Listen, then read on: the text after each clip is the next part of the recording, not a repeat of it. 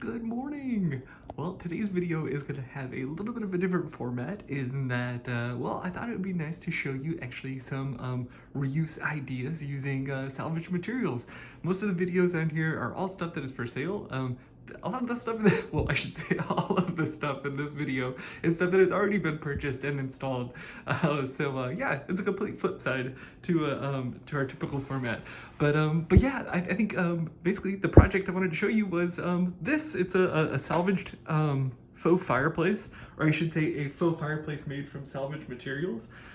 This is actually in my house. I've always wanted a fireplace, but it really wasn't in the cards, I don't think.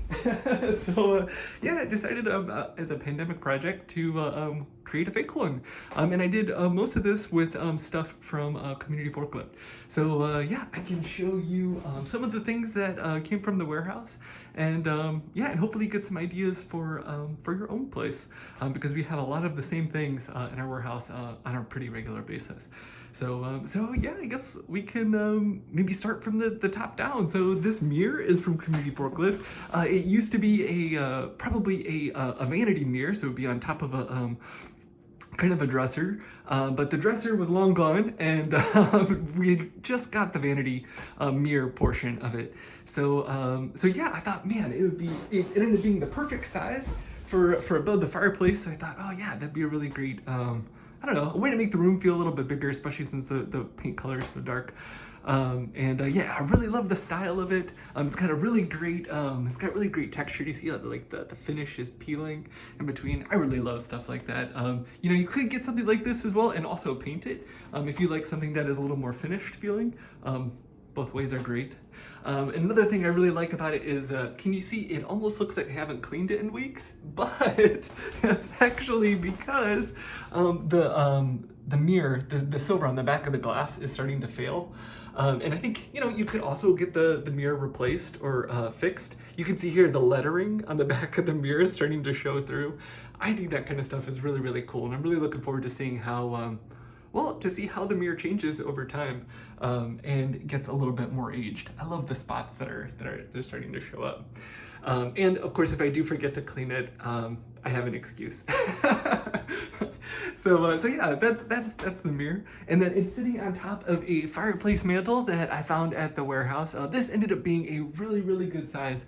Our house is not huge, so yeah, I wanted to make sure to find a mantle that kind of fit both the size of the space and also kind of like the scale of our house. There's some really beautiful mantles in the warehouse. Maybe I'll do a video soon with those. There's some really beautiful mantles that have like all this really great carving, installed mirrors actually on top, or like columns and really beautiful woods.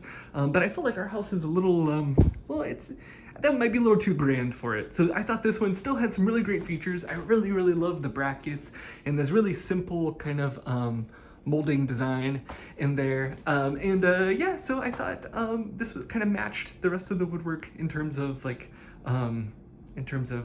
intricacy. And so yeah, so I got the mantle. This part from here on is the old part. I did get some new lumber in order to create a frame to affix it to. So this is the new portion here. And then, since obviously it's pretty flush up against the wall, there's no room for like a firebox or anything.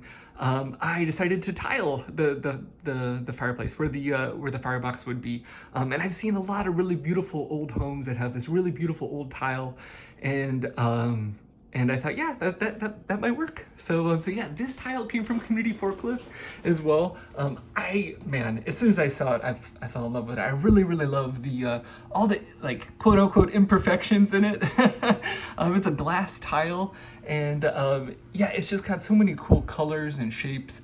And yeah, I really love that after you put the grout in it, it kind of highlights some of the kind of cracks and unsmooth areas of the tile. And to me, it made it feel like the tile had been here for a long time, which is something that I really wanted to match kind of the feeling of the old mantle, which also has kind of an imperfect finish, as you can see. I did refinish it, but very lightly. You can still see there's a lot of pits and marks in it. And again, that's something that I really like. I really like how old things and old homes feel like they've been used and are very comfortable.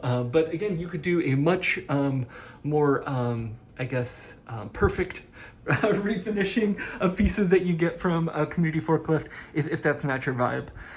And yeah, and both ways are great. And then in the middle of the tile here, I got this grate from Community Forklift. If you follow on our social media, you had seen our Monday quotes of greatness. I love a good pun, a good pun, and that's definitely one of them. We have so many of these really beautiful grates for sale. So this is a vintage one. If you want a grate, you can go to our eBay site. I think the last time I looked, we had 4 or 5. Vintage grates like this for sale there, all different styles. This one I got, it was white, and I repainted it gold. I really like the gold highlights against this really vibrant green wall color. So yeah, so that's where I got the inspiration for that. And another great thing about this grate is that it allows me to access the inside of the fireplace. So the mantle does stick out a little bit, and there's a little bit of room behind it. So by opening, I drilled these holes and put in these little lock nuts. And by taking those off, I can actually remove the whole grate from the little frame that it's on and get behind there, yeah, to access that space. And then the hearth tile is also from Community Forklift. I wanted something that was kind of neutral, but kind of went with the tile that I chose for the back and the color of the fireplace. Now, I guess I also should say that the molding around the bottom and also the substrate that the hearth is on, those I purchased new, and I think, this is a really good mix of new and old pieces. It incorporates a lot of salvage stuff, but then, yeah, some new things that I needed in order to use them. So that's something I think helpful to remember.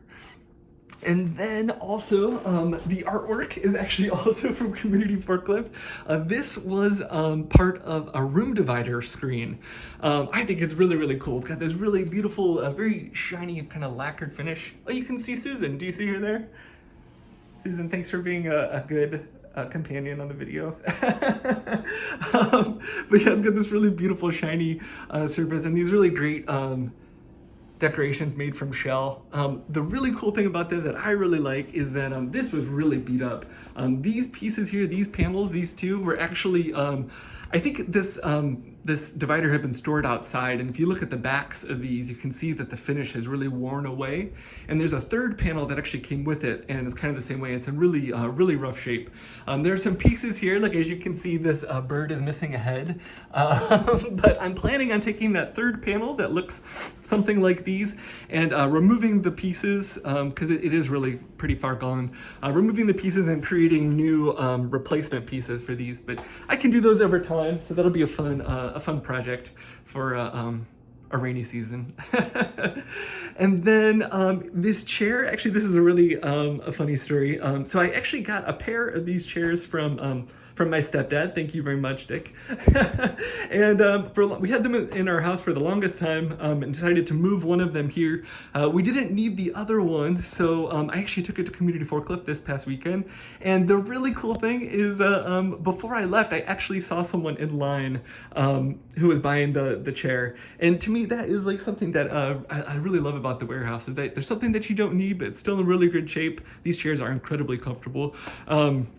You can take it to the warehouse and somebody else can take it and use it for their home. And meanwhile, you can pick up stuff that other people have donated and don't need and use it in your own space. So it's a really great way to kind of exchange materials and keep them out of the landfill and yeah, keep them going, even if you don't need them anymore.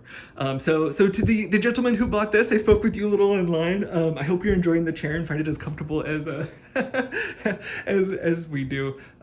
They've been well loved and cared for in the family for a long time. So. And then also the lighting in here is also from Community Forklift. This floor lamp, it came ready-made, didn't have to do anything to it, just plugged it in. So that was really nice. I really love the gold against the green again. So that was a really great find. And then over here, these pendant lights also came from Community Forklift. These, when I bought them, were actually hardwired, and I rewired them for plug-in. So you can see the two swag lights come in and the swag goes down to that plug there. These, I really love these. I think these are so much fun. When it's on, you can't really see, but oh, there you go. You can see the milk class has these like really great ribs in it.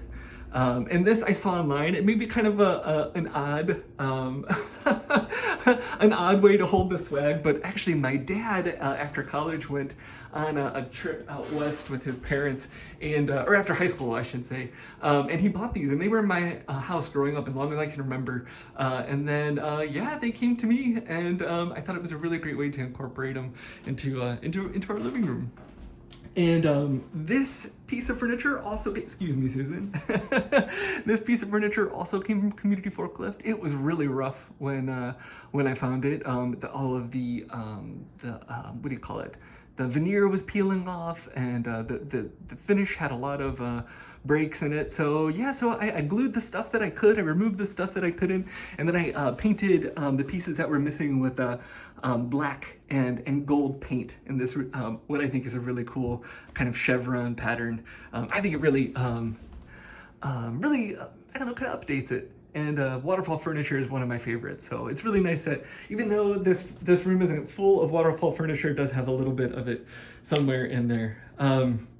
And then this coffee table that Susan is enjoying so much also came from Community Forklift. Again, this is another something that all I really had to do was just bring it home, assemble it, and it was good to go. I really love the coffee bean shape, especially since this is not a giant room, as you can tell. So not having any corners kind of mitigates the number of bruised knees I get. Although it doesn't completely prevent them, but yeah, they're a little less painful. So yeah, I really love that style, and yeah, I think it's fun to mix different styles of furniture in different, you know, in different rooms. It doesn't all have to be the same period, especially if you like them all. I think that'll kind of bring them together. And then this chair and this, actually it's an old record player. Both of those are from a thrift store. I did not get them at Community Forklift, but that's another really great resource, is thrift stores in the area to, yeah, to source things for a reused room. And then this artwork actually is also a reuse. The frame I actually bartered for, but we have a lot of really great frames at Community Forklift. So if you're looking to create some art, it's a really great way to do it. You can just go get a frame that you like from the reuse warehouse, and then this is actually painted on the back of a foam core poster. So when you flip it over, you can actually see, I think it was a poster for The Music Man by the National Symphony Orchestra. But yeah, I just painted a really simple kind of checkerboard color pattern on it. And yeah, it's been, actually it's been the artwork in this room for much longer than this fireplace redo. So it's been nice to just keep it in there as well. It's one of my favorites. So yeah, so those are just some of the reuse items that I have here in the living room, and really this is the biggest part. Most of that stuff came from Community Forklift, along with the other stuff that I just was telling you about. So yeah, I hope this kind of gives you some inspiration to go out and remake your space with reused materials. And some things that I just wanted to kind of I don't know, a little bit of advice maybe is to go to the warehouse and just keep your eyes open and be flexible and be creative. So like these frames, I wasn't planning on having room divider screens as artwork, but man, when I saw them, they just fit this space so well. So if you leave yourself open to fun, happy accidents, I think you'll get a more unique space that's maybe more reflective of your own tastes, and also well, it's easier to use reuse in that way because you're open to the things that are in the warehouse rather than specifically looking for stuff that may not come for a while. And then another thing I wanted to say too, there's this really great quote. I think her name is Anne-Marie Bonneau. She's a zero waste chef, I think, on Twitter, if you want to look her up. She has this really great quote that goes something like, "We don't need a handful of people doing reuse perfectly, we need millions of people doing it imperfectly." And I think that's a really great mantra for reuse. So yeah, like I said, a lot of this stuff came from Community Forklift and thrift stores, or were hand-me-downs, like this chair, and most of the tchotchkes in here are hand-me-downs as well. But the sofa I bought new 10 years ago. I bought a really high-quality American-made sofa that will hopefully last for a very long time. And I think that's a really good way to just, yeah, to mix all that in. You're still using reused items, you're keeping them from the landfill, but you can also get new stuff as well that will help you use them and create the space that you want. So I feel like you don't, just because you're using reuse, you don't have to, you don't have to hurt, you don't have to hurt your vision or beat yourself up if you can't get everything.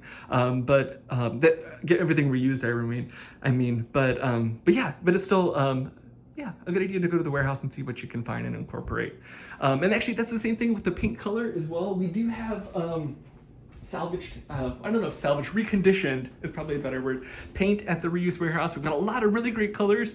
I specifically wanted this color. It's one of my favorites. So I chose not to use the salvage paint. But if I did, salvage paint, reconditioned paint.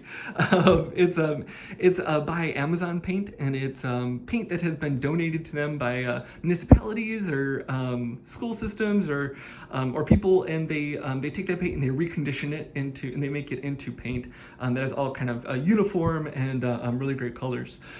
So if they have the color that you would like, then yeah, it's a really great option. But again, if you have a very specific color, don't be afraid to go and to use a paint color that you really like as well. I certainly would have, the slate gray in that, it's like a slate blue in that Amazon Paint is really awesome. And if I was looking for a blue, I probably would have gone with that. So yeah, well, I hope you enjoyed some of the projects that I've done with reuse here in my living room. If you have any additional suggestions for reuse, please put them in the comments. Or if you have any comments or maybe ways to incorporate reuse differently, I'd love to hear those as well. So yeah, well, thanks a lot for watching. I hope you enjoyed it. We'll close out with another shot of Sue. What a rough life. All right, guys, thanks a lot for watching. Have a good day.